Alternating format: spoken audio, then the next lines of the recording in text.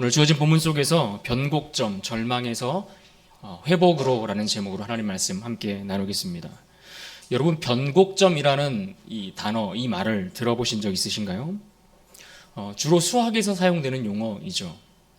곡선이 위를 향해 올라가다가 꺾이는 부분들, 그 곡선이 꺾이는 그 부분에서의 꺾이는 그 지점을 이야기를 합니다. 마찬가지로 반대로 그 반대의 모양을 그리더라도 이것이 어떤 방향의 흐름을 가다가 그 방향이 완전히 그 흐름을 바꾸어서 가게 되는 그 전환점, 이것을 가리켜서 흔히 변곡점이라고 말을 합니다. 그래서 그 지점에 도달하게 되면 방향의 흐름이 완전히 달라지고 바뀌어지는 것을 말하지요. 그런데 우리가 살아가는 우리 인생 속에서도 이와 같은 인생의 변곡점을 한 번쯤 만나게 되곤 합니다. 절망의 끝에 다다랐을 때에 아무런 희망도 아무런 소망도 보이지 않는 그 순간 갑자기 상황이 바뀌고 달라지는 것들을 경험할 때가 있다라는 이야기입니다. 그 변곡점에서 우리는 삶의 궤적이 바뀌고 새로운 길이 우리에게 펼쳐지고 열리는 것들을 경험하는 일들이 있습니다. 여러분이 놀이공원에서 롤러코스터를 타보신 경험이 있으시다면 그때를 떠올려 보시면 됩니다. 언제가 가장 무서운 순간인가 하면 그 열차를 타고 처음에 출발하면서 그 레일 위로 서서히 정상을 향해 올라가는 그 순간이, 그 시간들이 가장 긴장되는 순간일 겁니다. 그러다가 최고 지점에 도달하게 되면 그 지점에 도달했을 때에 뭔가 잠깐 멈추는 그 순간에 찾아오는 두려움과 긴장감은 그야말로 최고조에 달하게 되죠. 그러나 그 고개만을 살짝 넘어가게 되면 어떤 일들이 펼쳐집니까? 순식간에 그 모든 긴장감들은 그냥 자연스럽게 풀려지게 되고 또 스릴 넘치는 하강이 그때부터 시작되는 겁니다. 바로 그 최고점, 그 변환이 이루어지고 꺾이는 그 최고점을 가리켜서 우리는 변곡점이라고 이야기하는 겁니다. 그래서 그 순간을 지나고 나면 모든 것이 달라지고 심지어 두려움마저도 희열로 바뀌는 순간이 찾아옵니다. 그런데 오늘 우리가 함께 읽은 본문의 말씀에 보시면 이 본문 속에서도 이와 같은 변곡점을 발견할 수 있습니다. 극심한 절망에 사로잡혀 있었던 사마리아 성에 찾아온 그런 변곡점을 우리는 찾아볼 수가 있다는 것이죠. 물론 이러한 역사의 흐름이 잘 흘러가다가 어떤 한 방향으로 흘러가다가 그것이 바뀌고 그 역사의 방향이 전혀 새로운 길로 물꼬가 튀어지는 그런 일들은 하나님께서 그것을 주관하시기 때문에 가능한 일들입니다. 그러면 도대체 하나님은 어떻게, 무엇 때문에 그러한 역사의 흐름들을 바꾸시는 그러한 일들, 그러한 역전, 그러한 변곡점들을 우리 가운데 허락하시는가 하는 것을 우리는 생각해 봐야 합니다. 그리고 만약 우리의 인생 가운데 그러한 절망의 순간에 그러한 변곡점을 맞이하여 우리의 인생이 전혀 새로운 방향의 회복으로 나아가기 위해서라면 우리에게 오늘 필요한, 우리에게 요구되어지는 것들은 무엇인지, 그것을 오늘 우리가 함께 읽은 본문의 말씀 속에서 발견하고 찾고 깨닫는 귀한 시간이 되어야 할 줄로 믿습니다. 오늘 본문의 배경은 언제를 배경으로 하고 있습니까? 북이스라엘 왕 여호람 때에 있었던 사건입니다. 여호람은 누구입니까? 아합의 아들입니다.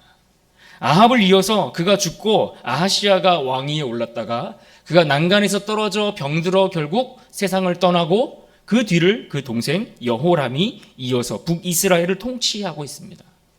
그리고 그때 당시에 남유다의 왕은 여호사밧이 통치하고 있을 때였습니다. 그리고 그 시대를 하나님의 말씀으로 가르치고 권면하고 그들을 세워가는 일들을 감당했던 하나님의 사람 선지자로서는 엘리사가 활동하던 그런 시대에 있었던 배경이 오늘 본문의 말씀입니다. 그런데 지금 사마리아 성이 어떤 상황에 처해 있습니까? 아람 군대에 의해서 포위되어 있습니다. 그 사마리아 도성 전체를 아람군이 둘러싸고 있는 겁니다. 그러니까 나가지도 못하고 그 안에 갇혀 있으니 어떻게 되겠습니까? 점점 그 안에서 굶어 죽는 상황이 생기는 겁니다. 더 이상 식량이 외부로부터 공급되는 것들이 차단되고 그들의 삶의 터전들은 점점 기근 가운데 굶주려 가며 고통 가운데 처해 있는 상황이 오늘 본문의 상황입니다. 그래서 지금의 이 끔찍한 상황, 그들이 직면하고 있는 이 절망적인 순간에 대해서 그 실상이 어떠한가에 대해서 오늘 본문 말씀이 잘 기록해 주고 있는데 6장 25절에 보면 이렇게 말씀합니다. 같이 한번 읽어볼까요? 시작. 아람 사람이 사마리아를 애워싸므로 성중이 크게 줄여서 나귀머리 하나에 은 80세겔이요 비둘기똥 4분의 1 갑에 은 5세겔이라 하니. 여기에 지금 은 1세겔, 2세겔, 80세겔 이런 단위들이 나오는데요. 당시 은 1세겔은 약 11.5g 정도의 양을 이야기하는 겁니다. 그런데 이것이 오늘날의 은 시세를 1g당 1,000원 내외로 계산을 해보면 오늘의 가치로 1세겔은 약 1만 원 정도에 해당하는 그런 가치라고 볼 수가 있는 겁니다. 그래서 80세겔이면 적어도 80만 원 이상의 그런 비용이 지불되는 것이다 라고 우리가 계산해 볼 수가 있습니다.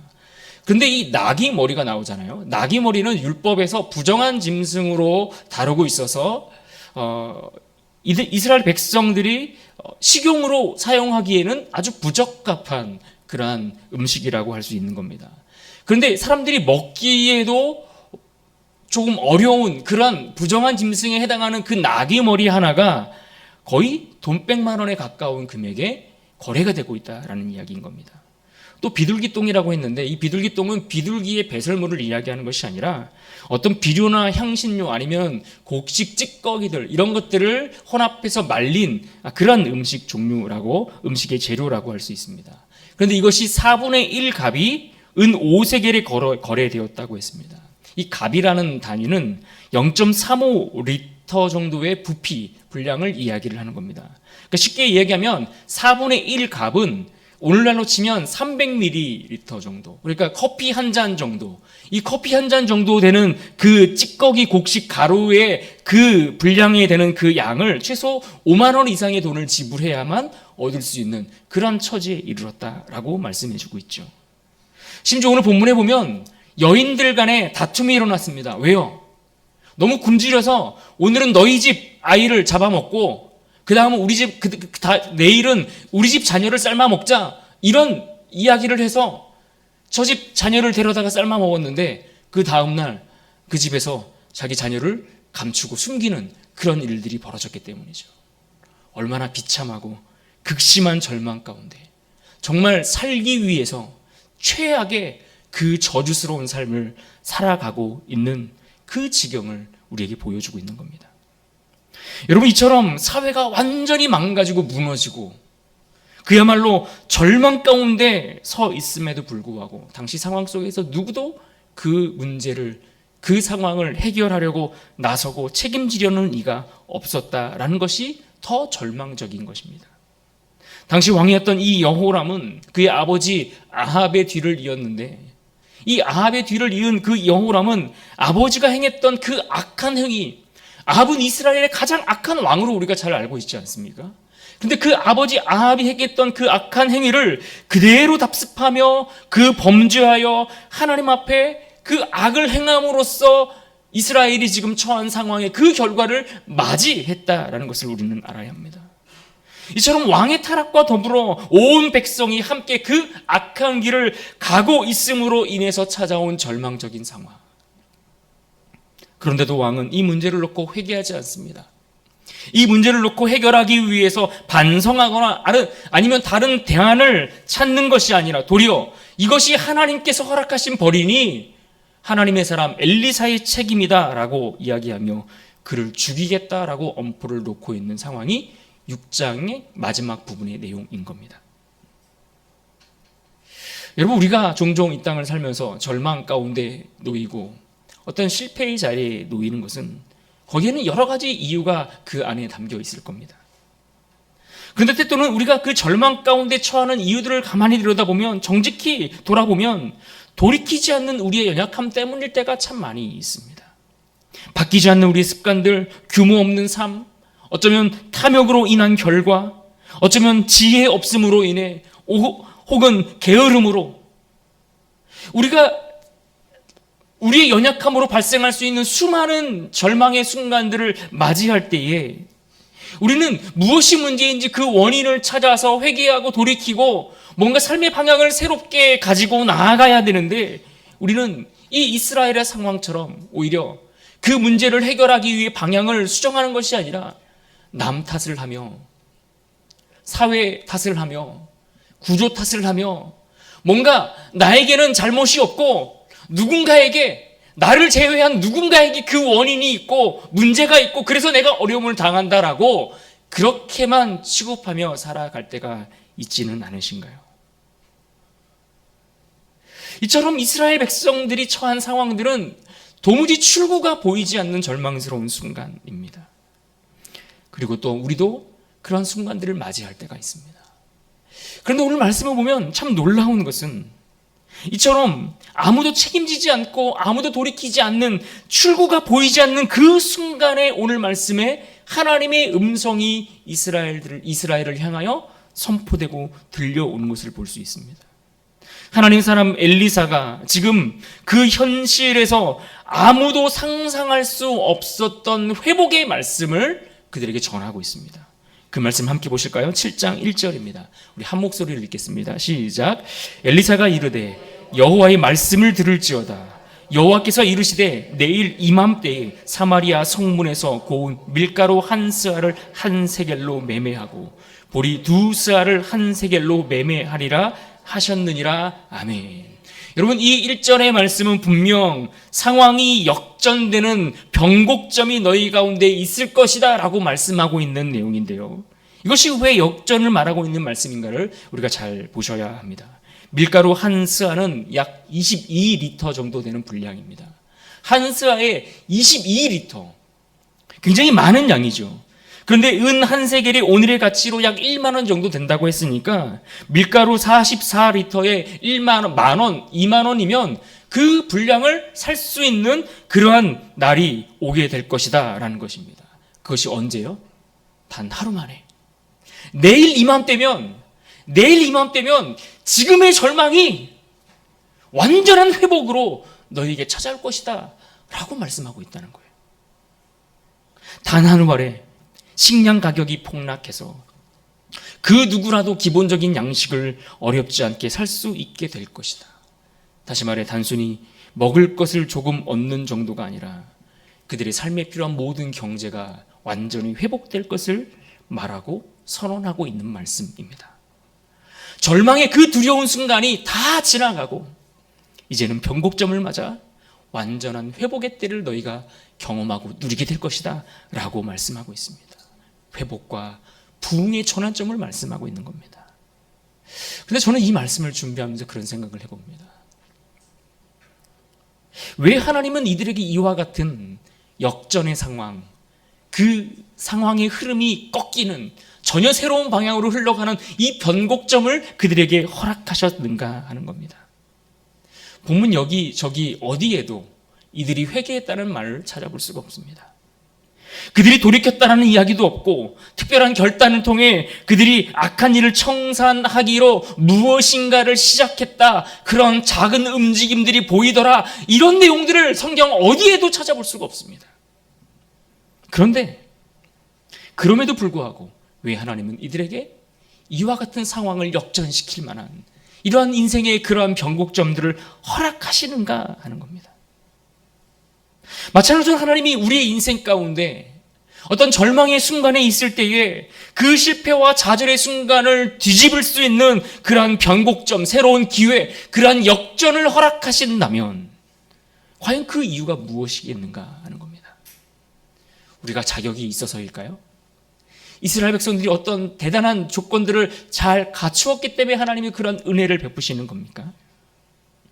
정말 우리도 그들도 뭔가 하나님의 은혜를 받을 만큼 대단한 일들을 했기 때문에, 그런 조건, 그런 자격을, 우리가 그런 신분을 얻었기 때문에 여러분 우리가 그런 은혜를 입게 되는 것입니까? 아니라는 겁니다. 아닙니다. 사실 자격이 없음에도 하나님이 은혜를 베풀어 주시는 일들이 너무나 많죠.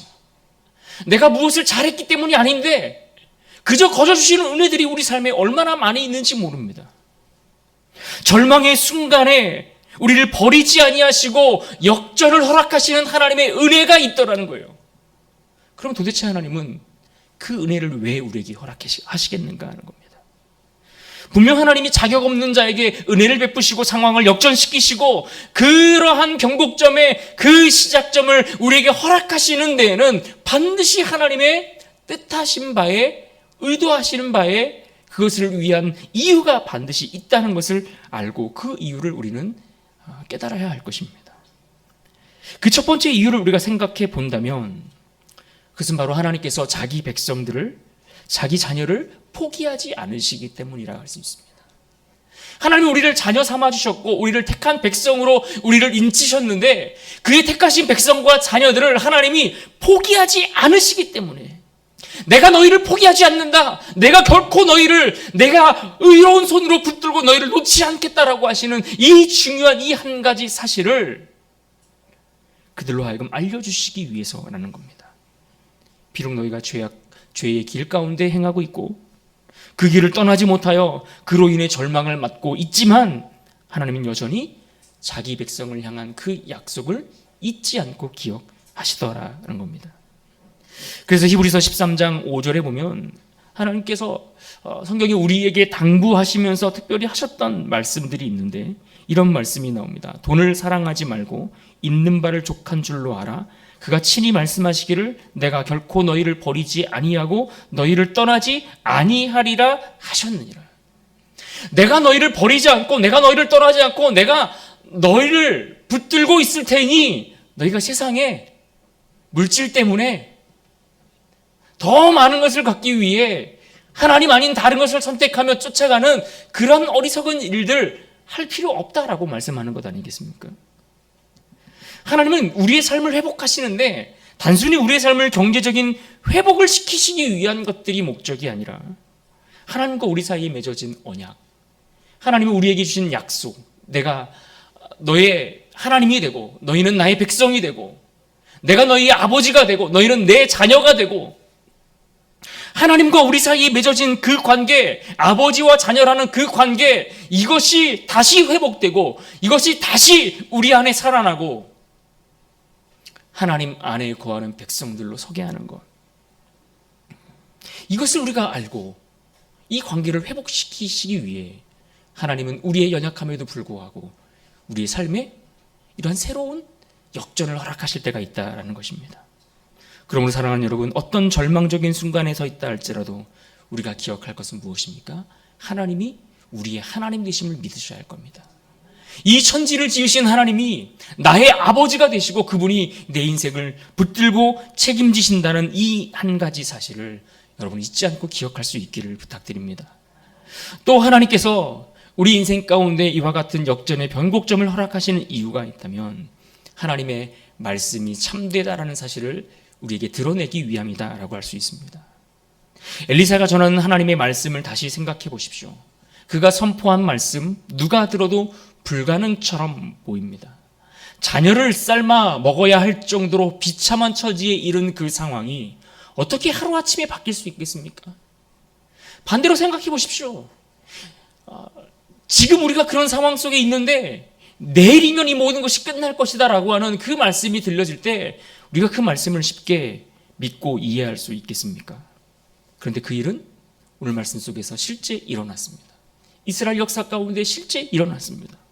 그리고 그와 같은 유사한 역사들이 우리의 인생 가운데에서도 반복되고 드러나고 있습니다. 하나님은 내 말이 반드시 이루어진다라는 사실을 보여주시려고 하는 겁니다.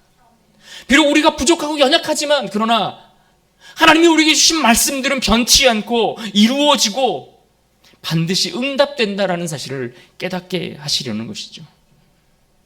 그래서 우리가 이사야 선지자가 했던 말도 우리가 귀를 기울여 들여볼 필요가 있습니다. 이사야서 55장 10절과 11절 말씀에 10절에 이렇게 말합니다. 이는 비와 눈이 하늘로부터 내려서 그리로 되돌아가지 아니하고 땅을 적셔서 소출이 나게 하며 싹이 나게 하여 파종하는 자에게는 종자를 주며 먹는 자에게는 양식을 줌과 같이. 11절 함께 읽습니다. 시작. 내 입에서 나가는 말도 이와 같이 헛되이 내게로 되돌아오지 아니하고 나의 기뻐하는 뜻을 이루며 내가 보낸 일에 형통함이니라. 아멘. 무슨 말입니까? 하늘에서 비가 내리고 눈이 내리면 그 내린 비와 눈이 다시 하늘로 올라가는 거 보셨습니까? 하늘에서 비가 내리고 눈이 내리면 그것이 땅을 적시게 되어 있고, 땅을 적시면 그것이 씨앗을 뿌린 그 밭에 그 씨앗에 물을 공급해주고 생명을 공급해줘서 열매를 맺고 그 소산물을 우리로 하여금 먹게 하게 되는 것처럼, 하나님의 말씀이 그 입을 통하여 선포되고 그 입을 떠나여 우리에게 선포되고 떠나서 그 말씀이 한 번 나오면 다시 되돌아가는 일이 없다라는 겁니다. 하나님이 한 번 하신 말씀을 취소하는 법이 없고, 하나님이 한 번 약속하신 그 말씀이 이루어지지 않을 것이 없고, 반드시 헛되이 되돌아가는 일이 없도록 그 약속하신 말씀이 이루어진다는 것을 우리에게 보여주고 있는 겁니다. 그러므로 여러분, 오늘 이 엘리사가 선언한 이 말씀은 단순한 예언의 실현이 아닙니다. 하나님이 과연 우리에게 얼마나 신실한 분이신가 하는 것을 우리에게 증거해주고 있는 말씀이죠. 내가 믿는 하나님이 얼마나 나를 위해 신실하게 일하시는지, 그가 주무시지도 않고 그가 졸지도 않고 우리를 지키시고 보호하시는 하나님이라는 것을 우리에게 보여주는 말씀입니다. 그래서 그분이 하신 말씀과 그분이 하신 약속, 그것은 어떤 상황 속에서도 반드시 이루어진다라고 하는 그 진리, 그분의 말씀은 반드시 이루어진다는 이 한 가지 사실을 우리에게 보여주기 위해, 하나님의 말씀의 참됨을 드러내기 위해 그와 같은 일들을 허락하신다라는 겁니다. 여러분, 성경 속에서도 그 예를 생각해 보십시오. 아브라함에게 말씀하셨던 내 몸에서 낳을 그 자녀가 내 뒤를 이을 것이다 라고 말씀하시지 않았습니까? 그런데 이것이 실제로 이루어졌습니다. 그의 몸이 죽은 것 같은, 그의 생식의 모든 기능이 다 끊어진 것 같은 그가 100세가 되었을 때에 하나님의 약속이 이루어지지 않습니까? 그래서 그 아들 이삭이 태어났을 뿐만 아니라 그 후손들을 통하여 하나님이 말씀하신 것처럼 하늘의 별과 같이, 바다의 수많은 모래와 같이 그의 후손들이 많게 하셨고, 그 믿음의 대를 이어 오늘 이 땅 우리 가운데에도 그 후손들로 우리를 허락하신 것을 우리가 보고 있지 않습니까? 다윗도 마찬가지입니다. 그가 피난길에 오르고 쫓겨다니고 도망자의 신세를 살아갈 때에 하나님이 그를 데려다가 그에게 기름을 부으시고 내가 너를 왕으로 삼았다라고 말씀하셨는데, 여러분, 그가 피난길에 오르고 그 쫓겨다니는 상황들을 볼 때 그 말씀이 과연 이루어질까? 과연 기대할 수 있었겠습니까? 그런데 하나님은 끝내 그를 데려다가 그 왕의 자리에 앉혀주셨습니다. 그를 통하여 온 이스라엘의 왕으로 삼으셨을 뿐만 아니라 그 나라가 영원히 망하지 않게 하시겠다라고 말씀하신 것처럼 그의 후손을 통해 메시아 예수 그리스도께서 오셨고, 그 나라는 지금도 왕성하여 그 나라는 영원히 무궁히 세워져 가고 있음을 우리가 보고 있는 것입니다. 예수님이 이 땅에 오신 것도 마찬가지입니다.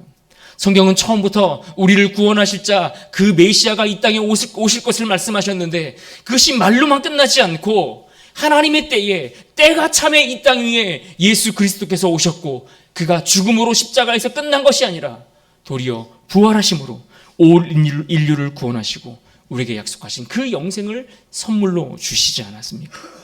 그러므로 여러분 기억하십시오. 하나님의 말씀은 반드시 이루어집니다.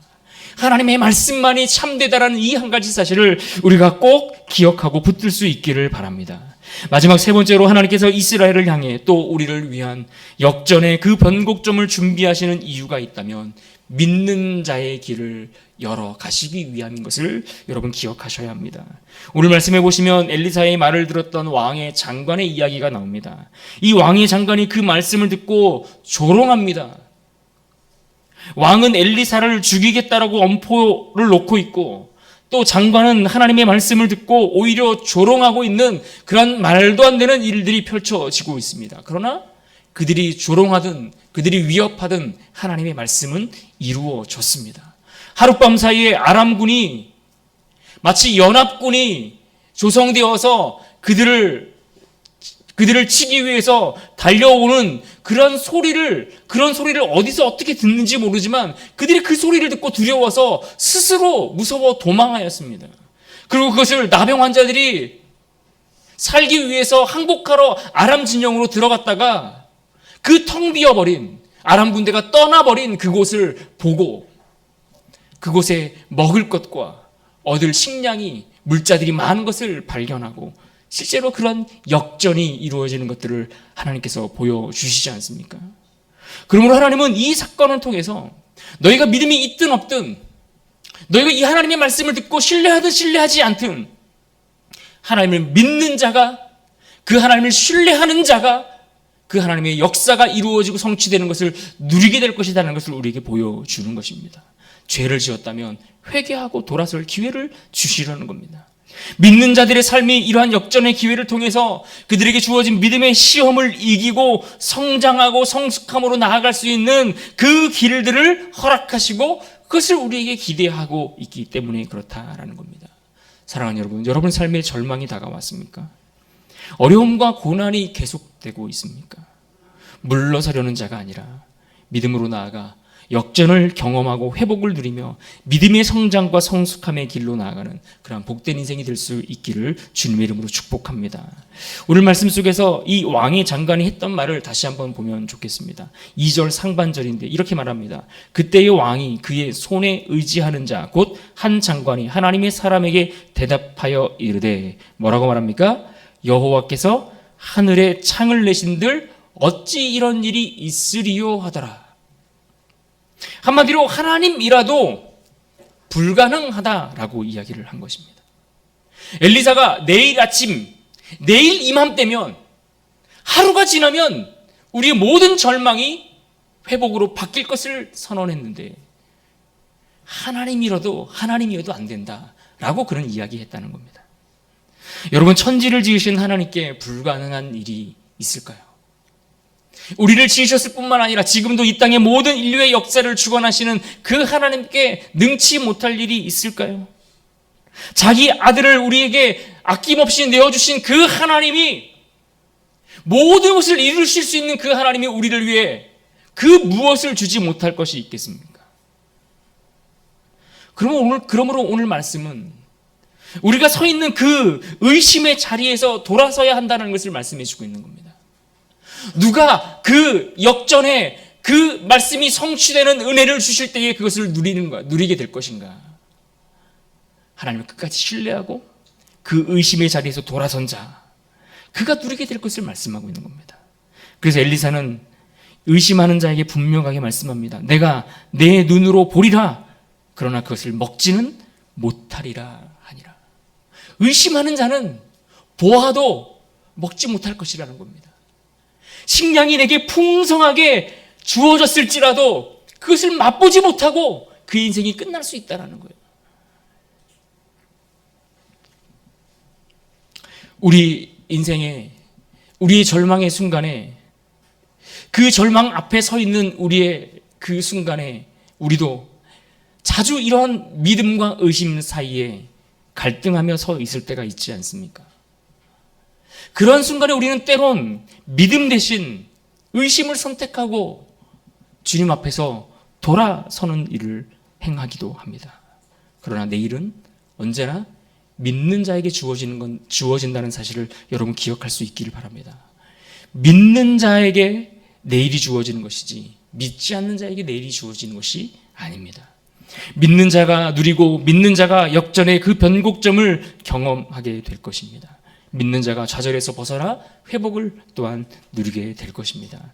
사랑하는 여러분, 우리의 삶에도 이 사마리아, 이스라엘과 같은 그러한 절망과 위기는 언제든 찾아올 수밖에 없습니다. 때로는 경제적인 어려움들로 인해, 건강의 문제로 인해, 관계와 갈등, 또 신앙의 흔들림, 미래에 대한 불안, 그 이유가, 그 원인이 무엇이 되었든 우리는 그 불안이 닥칠 때, 그 갈등 속에 두려워할 때가 너무나 많이 있죠. 그런데 그럴 때마다 하나님은 우리에게 말씀하십니다. 너희가 내년 이맘때, 아니 내일 이맘때 내가 너희를 바꿀 것이다 말씀합니다. 오늘이 지나고 이 밤이 지나고 나면 반드시 너희에게 절망이 아닌 회복이 임하게 될 것이다 라고 말씀하셨고, 말씀하신 그 약속이 우리에게 반드시 이루어질 것을 오늘 말씀은 우리에게 보여주고 있습니다. 그러므로 오늘 우리가 해야 할 일은 무엇이겠습니까? 그 변곡점의 약속을 믿음으로 붙잡고 기다리는 것입니다. 지금이 절망적일지라도 내 인생을 바꾸실 하나님을 기대하며 믿음의 자리를 지키는 것입니다. 하나님의 말씀이 참되고 그 참된 하나님의 말씀은 믿는 자에게 허락된다라는 사실을 믿고 믿음의 싸움을 게으리하지 아니하고 앞으로 전진하는 것, 이것이 오늘 저와 여러분에게 주어진 유일한 일인 것을 여러분 믿으시기를 바랍니다. 그러므로 오늘도 신실하신 그 하나님을 바라보고 그 약속의 변곡점을 믿음으로 붙잡아 하나님께서 주시는 그 시작, 새로운 축복의 길을 누리는 모두가 될 수 있기를 주님의 이름으로 축원합니다. 아멘. 같이 기도하겠습니다.